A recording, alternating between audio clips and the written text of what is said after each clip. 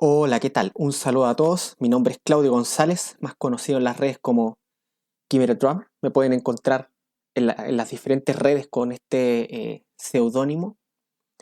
Y también, si quieren, puede agregarse a mi grupo de WhatsApp, que está en la caja de comentarios, en donde comparto material, por ejemplo, los bosquejos que uso para hacer estos videos y también respondo algunas preguntas o conversamos de varios temas en particular y podemos tener un contacto mucho más cercano, más inmediato e interactivo. Porque siempre reviso WhatsApp, así que eh, por lo general ahí me doy cuenta de cuando me están hablando o me están invocando en alguna discusión o algo así. ¿Ya? Así que los invito a buscarme en las diferentes redes sociales. Eh, por supuesto, darle like al video y suscribirse al canal. Y bueno, empezando la nueva semana, espero que en sus diferentes cosas, en sus diferentes asuntos estén bien con su familia. El día de ayer que hayan tenido un excelente día de comunión con los hermanos en la iglesia, hayan sido edificados por sus pastores también y que Dios haya sido glorificado en todo. Y que tengamos todos nosotros, Dios mediante, una buena semana para la gloria de su nombre. ¿Ok? Ya. En el video que estoy grabando en este momento, tengo la intención de hablar sobre eh, lo que la fe es en relación, o sea, qué es lo que la Biblia nos dice con respecto a la fe. ¿Qué es la fe? ¿Cómo podemos entender a la fe como un acto y como una potencia? ¿Y cómo podemos entender lo que es el don de la fe? ¿Ya? Eh, Hago esto porque hay algunas voces en las redes que niegan, por ejemplo, que la fe sea un don de Dios. Y muchas veces esto sucede porque a veces no se tienen nociones básicas de lo que la fe es en esencia, de lo que la fe es. Y eso hace que mucha gente se confunda y mucha gente crea estas voces que también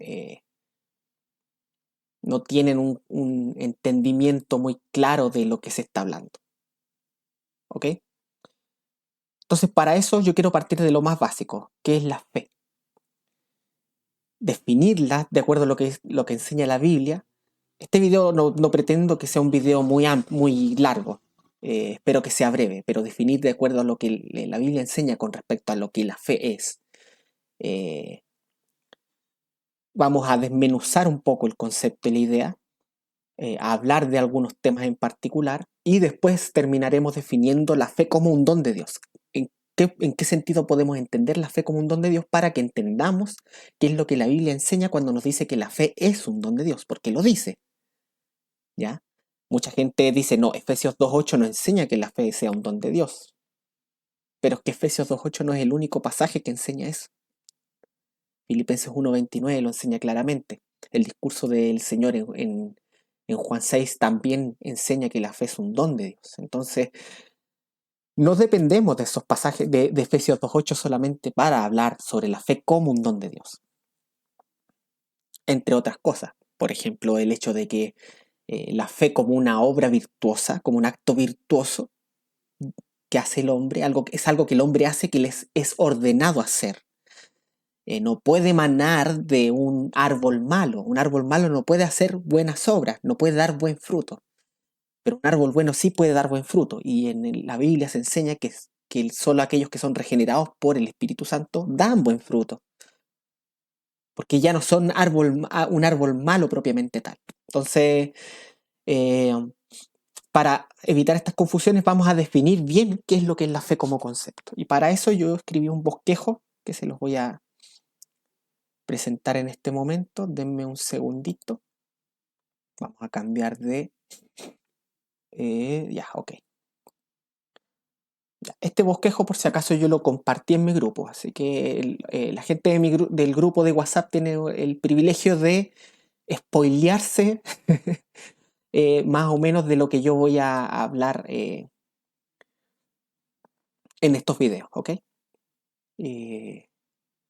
Dios nos ayude, Dios nos acompañe y por supuesto, todas estas cosas revísenlas con las escrituras. Ya no se queden con lo que les digo yo.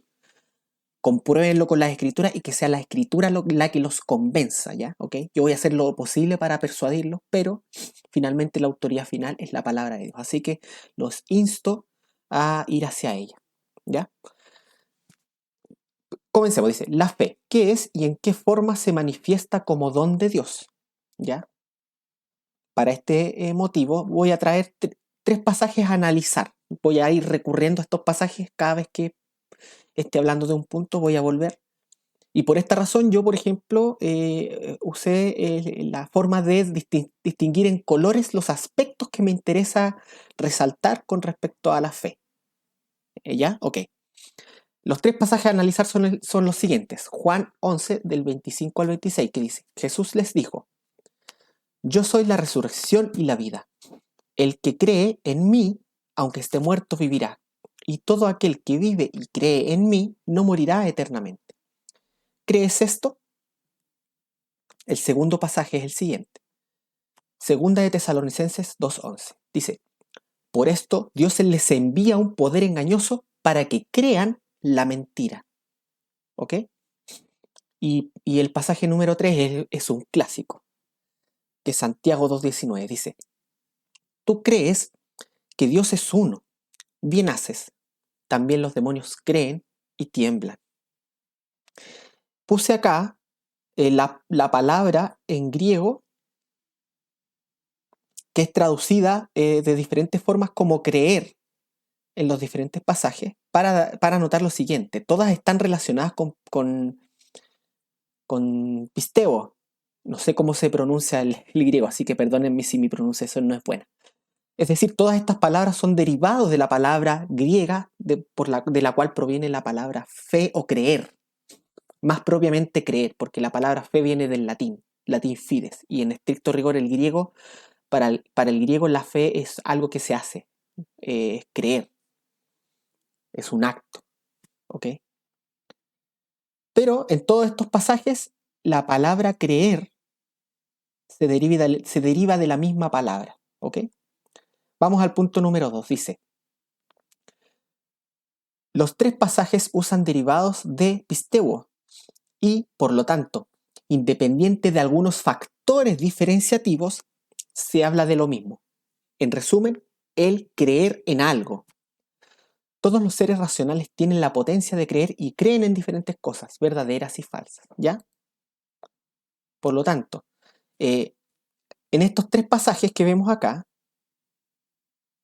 cuando se habla del creer se habla de lo mismo, es el mismo acto, pero hay diferencias, ¿ok? Hay diferencias entre estos actos y lo vamos a ver más adelante, ya no me quiero adelantar.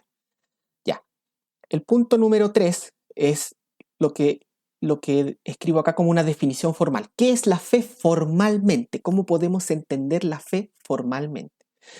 Fe es asentir intelectualmente a una proposición. Acá yo uso dos colores. El rojo lo uso para distinguir el aspecto subjetivo de la fe, es decir, el acto intelectual, lo que sucede dentro de la persona que ejecuta el acto de creer. Y en azul yo estoy distinguiendo el objeto de la fe, es decir, aquello que la persona cree. En otras palabras, cuando yo te hago una pregunta, ¿qué es lo que tú crees? Y tú me respondes, aquello que tú me respondes es el objeto de la fe. El objeto, es decir, aquello que tú crees en tu mente. Y cuando yo te pregunto si tú crees esto, cuando tú me dices que sí lo creo, ahí tú me estás hablando del acto intelectual, del asentimiento. ¿Ok? ¿Ya? Entonces, si nos vamos a los pasajes, en azul está el objeto, es decir, aquello que es creído. Yo soy la resurrección y la vida. Cristo dice, yo soy la resurrección y la vida. El que cree en mí, pues nuevamente en azul, el objeto de la fe acá es Cristo y son palabras concretas de Cristo, es decir, el yo soy la resurrección y la vida. Esto es lo que debe ser creído. El que cree en mí, aunque esté muerto, vivirá, y todo aquel que vive y cree en mí, nuevamente el objeto de la fe, no morirá eternamente. ¿Crees esto? Esto puede ser entendido cuando dices esto puede ser entendido como el objeto de la fe, es decir, aquello que debe ser creído. En este caso, que Jesucristo es la resurrección y la vida. ¿Ya? También dentro del objeto de la fe aquí puede ser incluido todo lo que dice acá. Aunque esté muerto vivirá y todo aquel que vive y cree en mí no morirá eternamente. También puede ser objeto de la fe. Entonces cuando Jesús pregunta, ¿crees esto? Le está hablando a la persona sobre el aspecto subjetivo de la fe, que es lo que yo resalto en rojo acá. Es decir, el acto de creer. El que cree cree o crees esto. Entonces acá en este pasaje tenemos los dos aspectos. Tenemos el objeto de la fe, que es Cristo en la resurrección y la vida, que aquel que crea en él no vivirá aunque esté muerto, y si vive y cree no morirá eternamente. Esas son las cosas que uno debe creer. ¿Ya? Por eso le pregunta al final, ¿crees esto? Y este es el acto de asentimiento, asentir intelectualmente.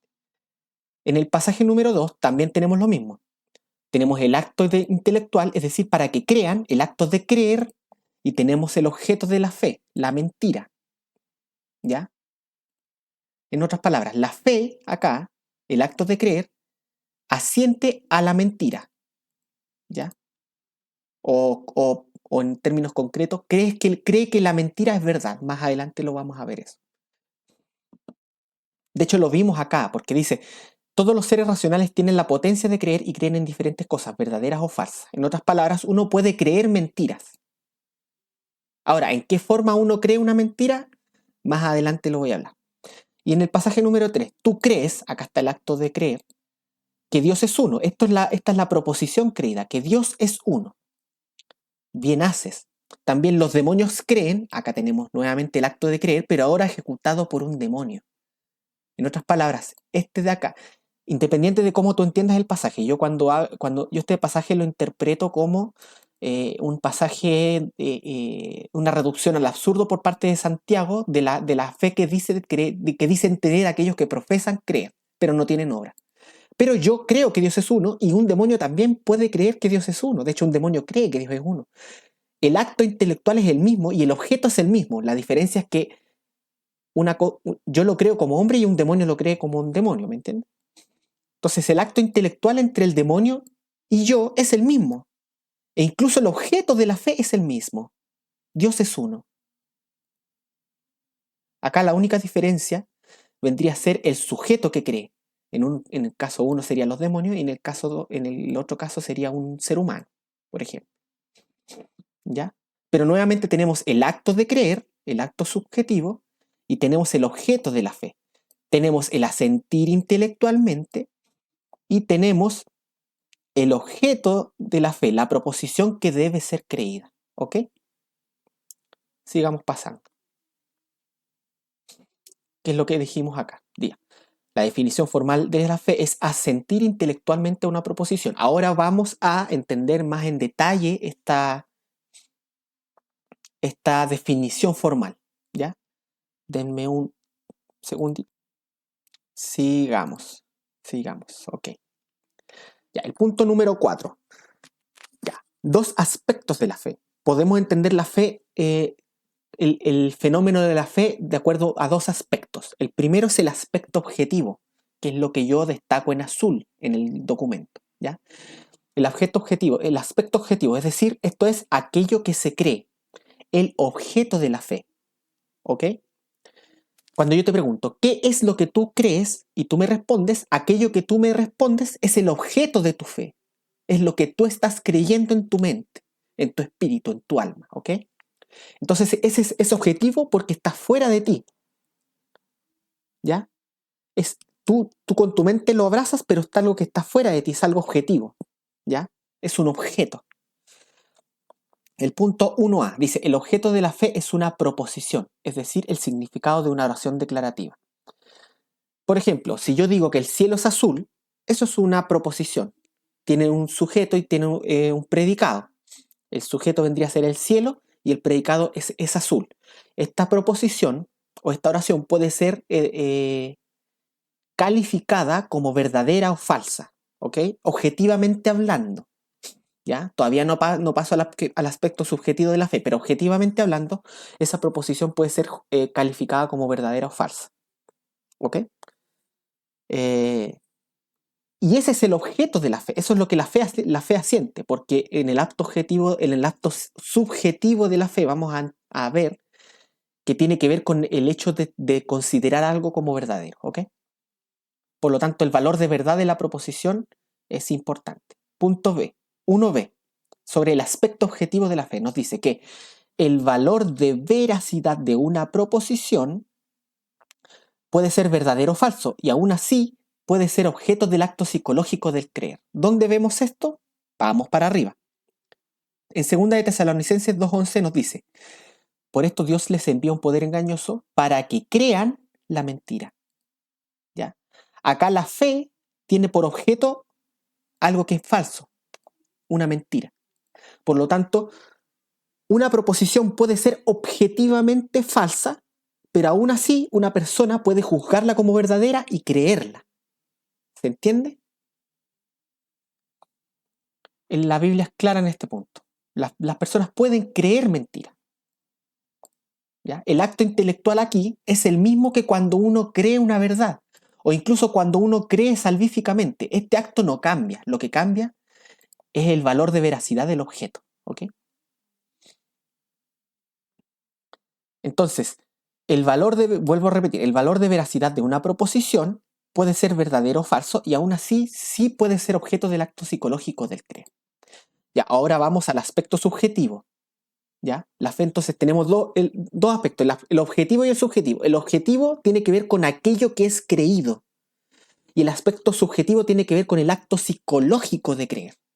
Es la psicología, es lo que ocurre en la mente, es lo que ocurre en la maquinaria, en el alma, en el intelecto del hombre, en el momento en que es enfrentado a un conocimiento en particular. ¿Ya? El aspecto subjetivo, vamos a leer acá, dice, es decir, el acto intelectual o psicológico de conocimiento y asentimiento. Y esto nos lleva a la clásica distinción del aspecto subjetivo o del acto psicológico que tienen los teólogos en general. Por lo general, los teólogos distinguen el aspecto subjetivo en 3 elementos: notitia, assensus y fiducia. ¿Ya? Yo sostengo que en realidad el aspecto subjetivo, es decir, el acto psicológico de creer, se delimita a 2 cosas: notitia y assensus. Vamos a ir leyendo para que yo vaya explicando este asunto, ¿ya? El primer elemento es el notitia. Dice acá, es el acto intelectual de entender el objeto que se presenta ante el intelecto. Es decir, se nos presenta una proposición adelante. Por ejemplo, el cielo es azul. La noticia es el acto de la mente de conocer y entender qué significa esa proposición. Cuando yo entiendo qué significa esa proposición, yo estoy conociéndola, por decirlo de alguna manera. Estoy ejerciendo el acto intelectual de conocer y entender la proposición. Y eso es lo que el elemento noticia nos informa. ¿Por qué razón? Porque para poder creer en algo yo tengo que conocerlo primeramente. Si no hay un objeto de la fe, entonces no puede haber fe. Solo puede haber fe allí donde hay algo que pueda ser conocido y asentido. ¿Ok? Entonces, el acto intelectual de entender el objeto que se presenta al intelecto es lo que los teólogos por lo general llaman noticia. ¿Ya? Y es un acto intelectual, ¿por qué? Porque es cuando la maquinaria intelectual se enfrenta al objeto a conocer y lo comienza a entender. El cielo es azul. ¿Qué es el cielo? ¿Qué es el azul? ¿Qué significa que el cielo sea azul? Entonces, es ese acto de entender la idea, de entender la proposición, es el acto de noticia, de conocer. Ahora, una vez entendido este acto, viene un segundo acto, que es el acto que cierra el círculo de la fe, y que nos dice que es el siguiente: assensus. El assensus es el acto intelectual de juzgar como verdadero al objeto entendido. Es decir, una vez que yo entiendo que el cielo es azul, por ejemplo, ahora yo puedo juzgar: ¿es verdad que el cielo es azul o no? Si yo juzgo en mi mente que es verdad, estoy creyendo. Ahí, en ese momento, nace la fe. ¿Se entiende? Ahora, el acto intelectual de juzgar como verdadero un objeto, puede ese acto juzgar como verdadero objetos falsos, como nuevamente nos enseña acá. Hay gente que cree mentiras, es decir, juzga que una mentira es verdad, que algo que es falso es verdadero, ¿ya? Pero intelectualmente el acto es el mismo. Lo que pasa es que hay un error de juicio. Por ejemplo, una persona que sufre de problemas alimenticios, no sé si YouTube es sensible con respecto a este tema, pero hay personas que tienen una distorsión de su percepción de la realidad que les hace ver a sí mismas eh, más robustas de lo que realmente son, y por esa razón, porque creen, es decir, porque juzgan como verdad que están más robustas, dejan de comer, aunque muchas veces terminan en los huesos. En otras palabras, ahí tú tienes personas que creen una mentira porque no se condice con la realidad, pero en sus mentes para ellos es verdadero. Otro caso que es más actual es el de la disforia de género. Y yo me refiero no me refiero a la moda de hombres que creen que son mujeres o mujeres que creen que son hombres, sino que me refiero a aquella distorsión de la realidad en donde una persona se identifica a sí misma según el sexo contrario al que su cuerpo le está indicando. En su mente hay una disonancia cognitiva entre lo que su cuerpo es y lo que su mente les indica que son. Entonces creen mentiras, pero las creen. El acto intelectual es el mismo. Se presenta ante ellos un objeto, ¿ya?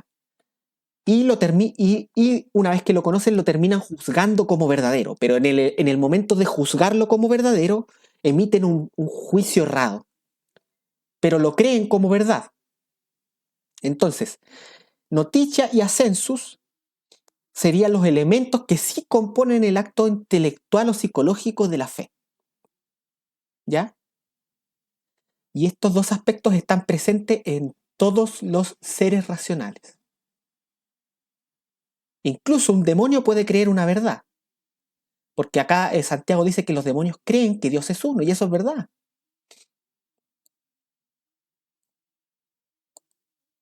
Pero hay una diferencia entre cómo crea un demonio y cómo crea un elegido. Eso lo vamos a ver más adelante, cuando hablemos de la fe, de la fe como un don de Dios y la fe salvadora. ¿Ok? Entonces, en el aspecto objetivo y en el aspecto subjetivo, eh, la fe transversalmente es la misma. ¿Ya? Se presenta un objeto, se entiende y luego se juzga si es verdad o no. Cuando se juzga que el objeto es verdad, independiente de si el objeto objetivamente es verdadero o falso, ahí hay fe.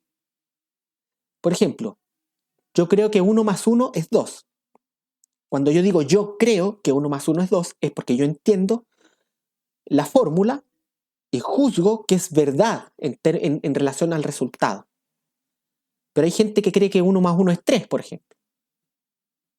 Creen que es verdad que 1 más 1 es 3 y hay razonamientos que los llevan a concluir eso, que pueden estar, que lo más seguro es que estén errados, porque no es verdad que 1 más 1 es 3, a menos que el contexto nos señale que 1 significa otra cosa que 1, no sé.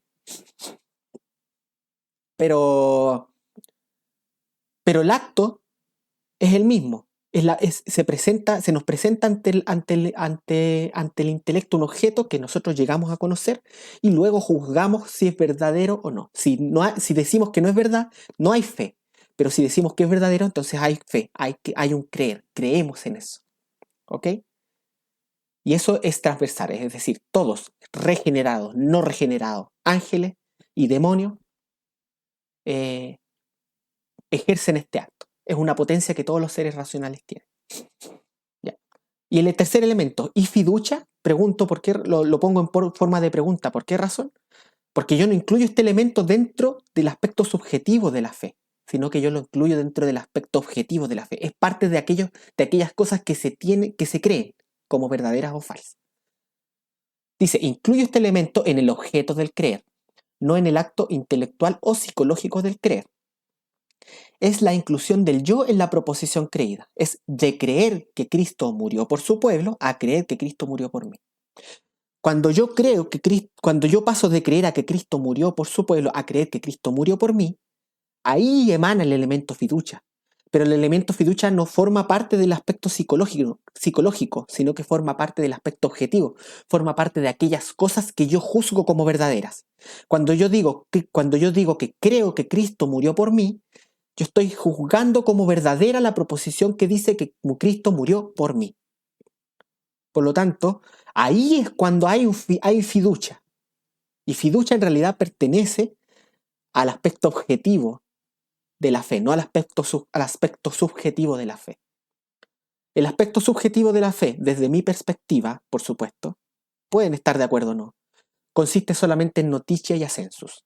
Fiducia corresponde a los elementos objetivos de la fe. ¿Ok?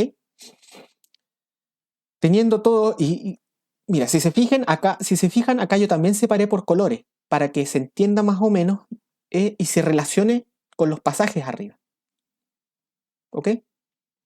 Entonces, ahora vamos a pasar al punto número 5 y es cómo entendemos la fe como un don. Y esto es importante. ¿Ya? Comienzo citando un pasaje y hago la misma distinción de color. Dice, porque a vosotros os es concedido a causa de Cristo, no solo que creáis, que es el aspecto psicológico, en Él es el aspecto objetivo. Y ese en Él incluye creer en el Evangelio, es decir, creer cosas de Cristo. Creer en Cristo es creer ciertas verdades con respecto a Cristo.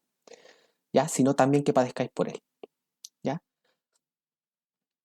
Y uso este pasaje porque acá habla de que Dios nos concede esta fe.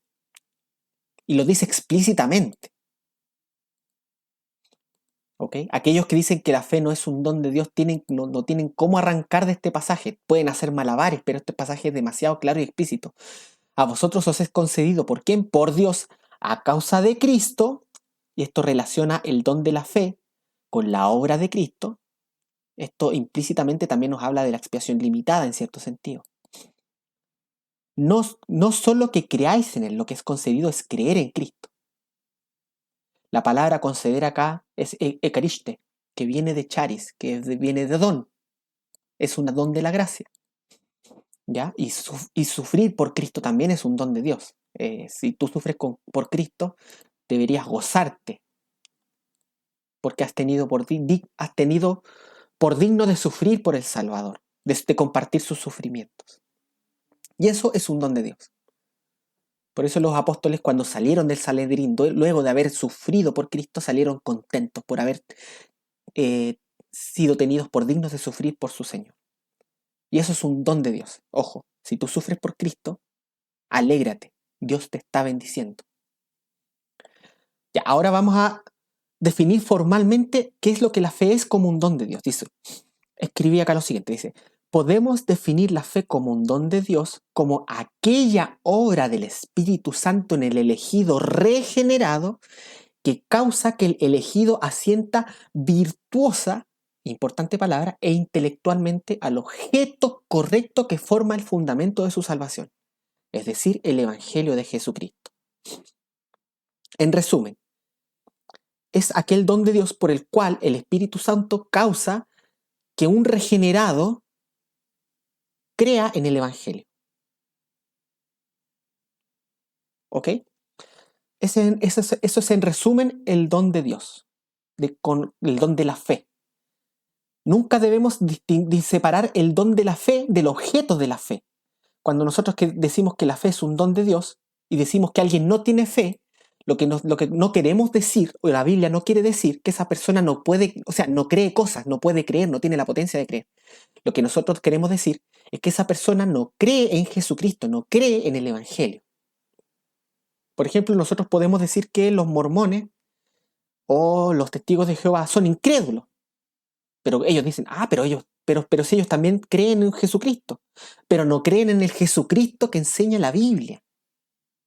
Y como no creen en ese Jesucristo, son incrédulos en ese sentido, porque no creen en Jesucristo tal cual como lo enseña la Biblia y el Evangelio. Pero no es porque no crean en nada, no es porque no puedan creer en diferentes cosas. Lo que pasa es que las verdades salvíficas solo las puede creer el elegido. Como está escrito, nadie puede llamar a Jesús Señor sino por el Espíritu Santo. Y claro, una persona puede decir, pero un no regenerado puede decir con su boca Señor.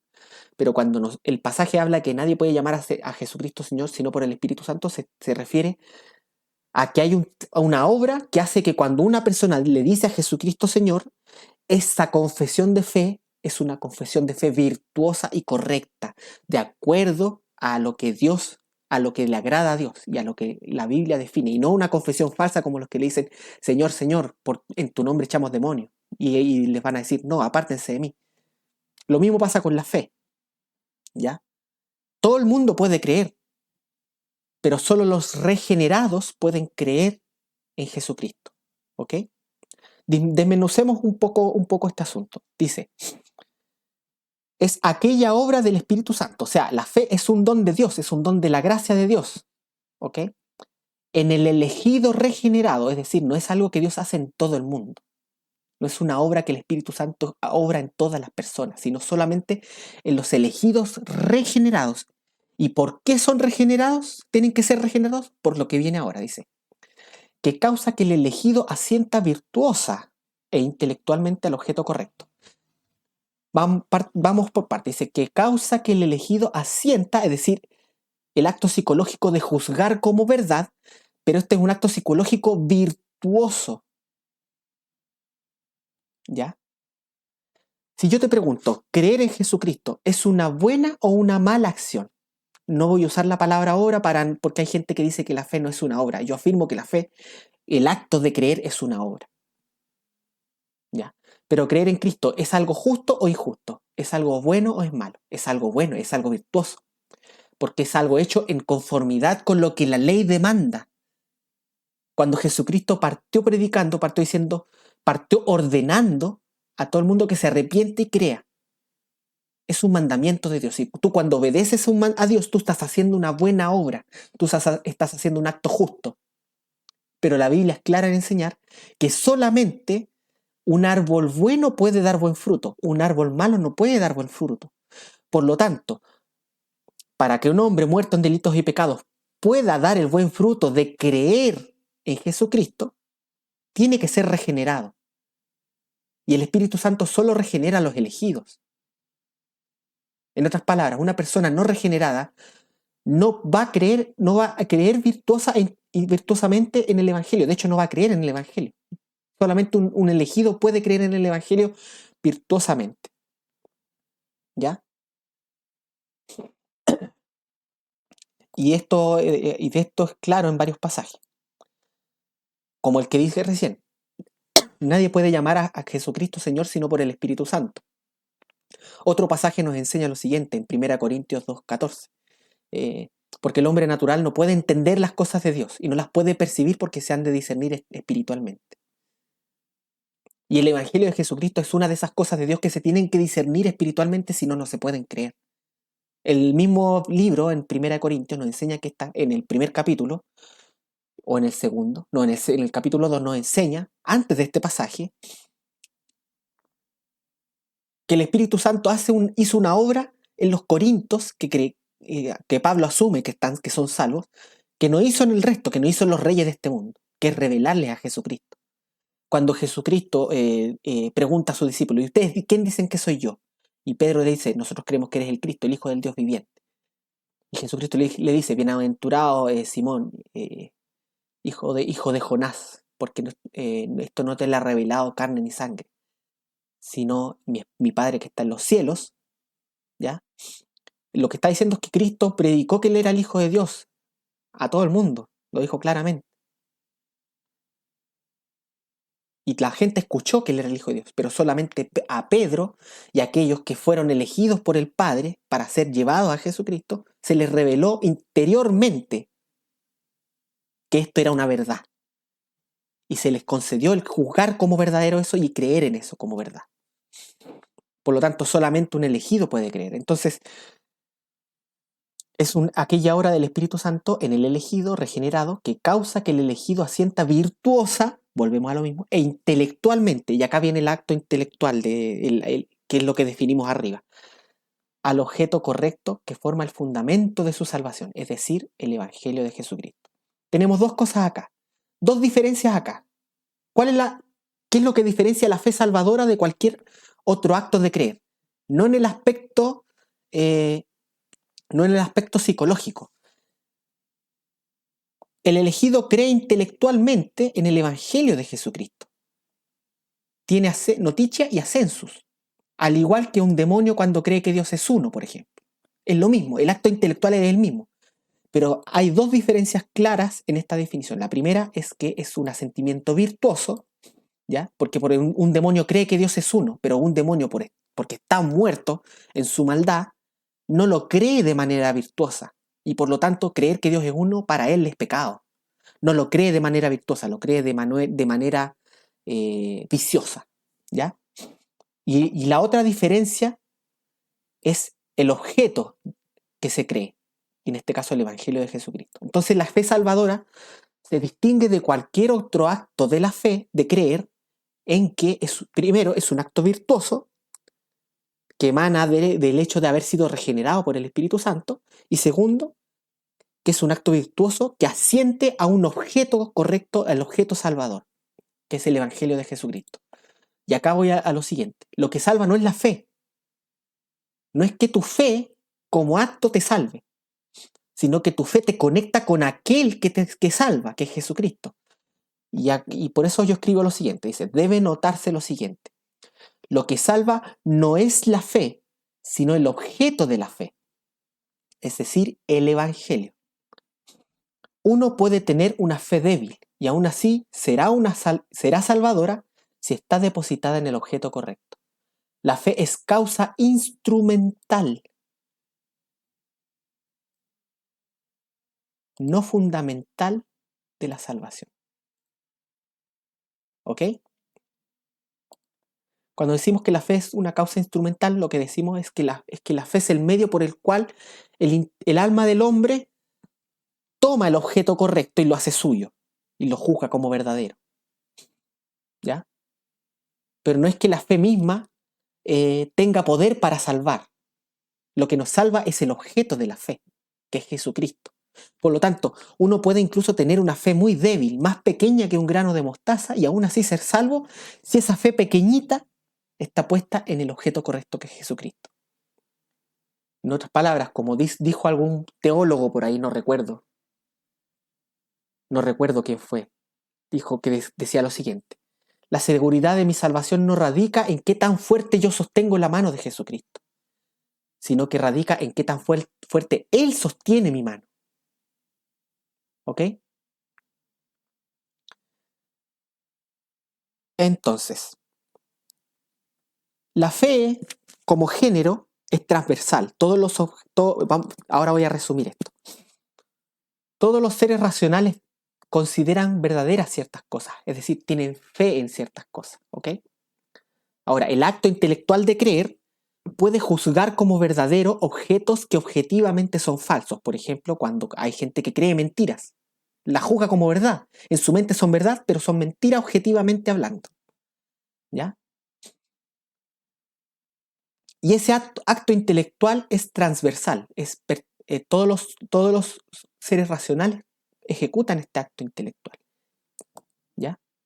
Pero lo que distingue a la fe salvadora de cualquier otra fe es que la fe salvadora, en primer lugar, es una obra del Espíritu Santo que procede de la regeneración, por lo tanto es una fe virtuosa, y que abraza y que causa que el elegido abrace el objeto correcto, que es el Evangelio de Jesucristo. Bien entendido, por supuesto. Y ahí entra el elemento noticia. ¿Ya? Entonces el Evangelio bien entendido, el Evangelio entendido, o sea, no en todos sus detalles, pero por lo menos en los detalles que interesan para que nuestra alma sea salva, cuando es juzgado como verdadero, entonces allí hay fe salvadora. ¿Ok? Y ese es el don de la fe. Ya, por supuesto, esto es un resumen, esta es una doctrina que en realidad, de la cual se puede decir mucho, hay muchos pasajes por revisar, hay muchas preguntas que resolver. Y en este punto de las preguntas yo les animo a lo siguiente. Pienso hacer un video respondiendo las preguntas que ustedes me envíen. Pueden dejarme las preguntas acá en la caja de los comentarios o, en su defecto, pueden unirse a mi grupo de WhatsApp, que también va a estar en la caja de la descripción del video, y hacerme las preguntas ahí. Y de acuerdo a las preguntas que yo vaya reuniendo, mi canal no es es pequeñito y mi canal en realidad no es mucha gente la que lo sigue, pero de acuerdo a las preguntas que yo vaya reuniendo, voy a hacer un video respondiéndolas de la mejor manera que me sea posible de acuerdo al don que Dios me dé. ¿Ok? Así que eso, hermanos. Este documento, como les dije, es un privilegio exclusivo que yo le doy a las que pertenecen a mi grupo de WhatsApp. Así que si lo quieren, únanse al grupo de WhatsApp y yo con gusto se los comparto. ¿Ok? Para que lo estudien. Volvamos aquí. Ok, ya. Entonces, ruego a Dios que esta lección, espero que haya sido clara, que se entienda claramente cada uno de los aspectos de la que la fe es según la Escritura. Revisen pasaje por pasaje y obviamente van a saltar dudas, pero siempre fíjense cuando vean un pasaje y este es un ejercicio que yo les voy a dar a ustedes para que hagan en sus lecturas. Cuando vean un pasaje en donde se hable de que alguien cree en algo, identifiquen el acto psicológico del objeto de la fe, ¿ya? Y se van a dar cuenta eh, de que lo que estudiamos acá se corresponde con lo que está escrito en la escritura, ¿ok? Y por supuesto van a saltar muchas dudas, por supuesto va a haber gente que se va a confundir en algunos aspectos, y para eso yo voy a hacer un video respondiendo las preguntas que ustedes tengan con respecto a este asunto. Ya sea con respecto a lo que la fe es en definitiva, o ya sea con respecto a la fe como entendida como un don de Dios. ¿Ya? Ok. Y para terminar, bueno, hermanos, una de las cosas que yo quiero que les quede clara acá es lo siguiente. Lo que salva es el Evangelio, no es la fuerza de tu fe. Por supuesto, tu deber es fortalecer la fe en las verdades que la Biblia nos enseña, creerlas, creerlas con más fuerza, creer una mayor cantidad de verdades de las que están contenidas en la Escritura, principalmente aquellas que son las que nos salvan, ¿ok? Pero nunca perdamos de vista que lo que nos salva es el objeto de la fe. Así que si tú estás pasando por una etapa en donde tu fe es débil, es más pequeñita que un grano de mostaza, y estás temblando por eso, mira la cruz de Cristo. No importa que tu fe sea como una molécula. Cree en el Salvador. Cree en que Él murió para salvar a los que crean en Él. Y creyendo en Él, aférrate a esa verdad, que Cristo murió por ti. ¿Ok? Porque si tú creíste en Él, si tú creíste en el Evangelio, que Él murió para salvar a su pueblo, por lo tanto tú entonces eres de aquellos a quienes Dios les dio el don de la fe de creer que Cristo murió por ellos. ¿Ok? Entonces, cree en Cristo, no importa que tu fe sea chiquitita, pero cree y aférrate a Él. Y Él te va a salvar. No eres tú el que se tiene que salvar a sí mismo. Él te va a salvar. Y confía en Él y en su obra poderosa. ¿Ok? En el Salvador que murió en la cruz como sacrificio en lugar de aquellos que crean en Él. Eso. Bueno, si esto les fue de bendición y ustedes quieren hacerlo voluntariamente, pueden acudir a mi Patreon. Acá abajo también voy a dejar en la descripción mi, mi PayPal. Por supuesto, esto es voluntario. Esto lo voy a seguir haciendo aunque no reciba nada de nadie, porque a mí esto me apasiona. Me apasionan las verdades de Dios y me apasiona que aquellas cosas que Dios me ha dado y que me han sido de edificación yo las pueda entregar y para que sea de edificación a ustedes. Pero si ustedes se sienten bendecidos y quieren hacerlo, entonces son libres de hacerlo aquí o en mi PayPal. Nuevamente, Búsquenme en mis redes sociales, únanse a mi grupo de WhatsApp acá en la descripción. Activen la campanita, suscríbanse a mi canal, denle like a este video, compártanlo si les ha sido de bendición. Y para terminar, como en todas las cosas, seamos buenos veranos, vayamos a la escritura para ver si estas cosas son así, en oración y con seriedad. Examinadlo todo, retened lo bueno.